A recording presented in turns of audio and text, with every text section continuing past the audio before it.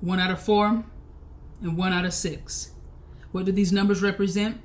They represent the 1 out of 4 Latino and 1 out of 6 Black residents here in Durham who have skipped meals or ate less food because, according to city officials, they do not have enough money to do so.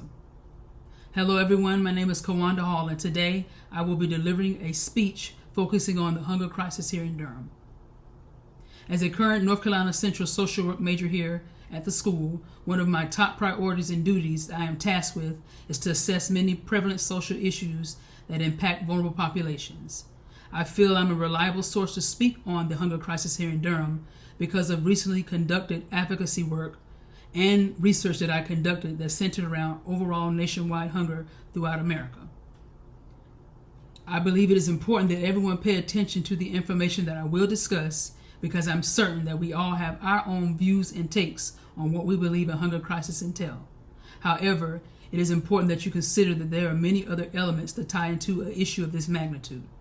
My hope today is that you walk away with an overall different outlook on the social issue of hunger.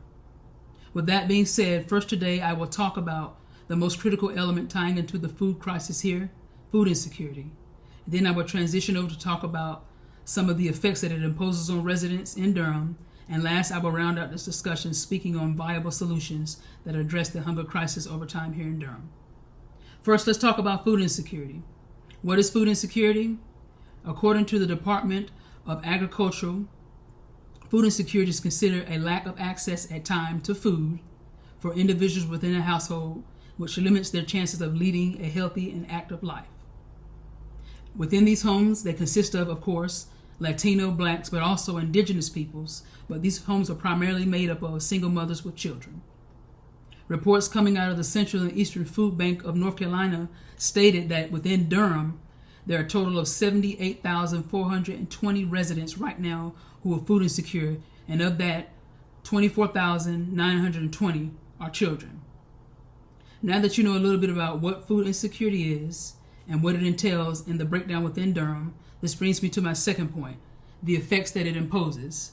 As you can see right now on your screen, within this table, these are a few of the only many top most prevalent social and health outcomes that are linked directly to food insecurity affecting many in Durham. As you reflect over this chart, I wanted to take the time and share a quick testimony that was given through a school teacher here at Durham at Spring Valley Elementary by the name of Sharita Tharrington. She expressed that through observation, without a doubt, food insecurity played a pivotal role in many of her students facing a lot of setbacks in school, and those students were primarily of color. She noticed an increase in cognition, behavior problems, along with developmental delays that had accrued over a short period of time. Although there are many negative outcomes associated with food insecurity, next I wanted to transition to my final point, speaking on viable solutions that make a difference. Within the city of Durham, it's hard to deny that they're doing everything that they can to alleviate this hunger issue over time. With that being said, prominent programs such as SNAP and TANF are the two major supplemental relief programs here in Durham that address this issue. But on top of that, there are other local advocacy programs such as Meals on Wheels, End Hunger of Durham, along with a host of churches and food pantries that also assist in this effort. Before I finish up this segment, I wanted to highlight Mrs. Marshella Thompson. She's a local Durham native who is the founder of the Mustard Seed Project, and she, along with her staff, work tirelessly with the city of Durham to also aid in the effort to feeding food insecure families.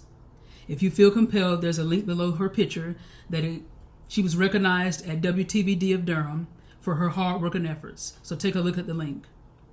In conclusion, today I share with you how food insecurity without a doubt has played a critical role in the hunger crisis here in Durham, impacting Black and brown lives the most, unfortunately. However, there is light at the end of the tunnel as the city of Durham continues to find ways and viable solutions to address the hunger crisis here over time. Before I end my speech, I wanted to say, just think about this for one moment, and I'm pretty sure we all can agree. For us to be living in one of the wealthiest countries in the world, there is no way anyone should go without food for one day. Even though you and I may not be affected by food insecurity, put yourself in someone else's shoes. Because remember, even though it may not affect you, it essentially does affect us all. Because this issue of hunger is not going away, and we all have to work together to make a difference.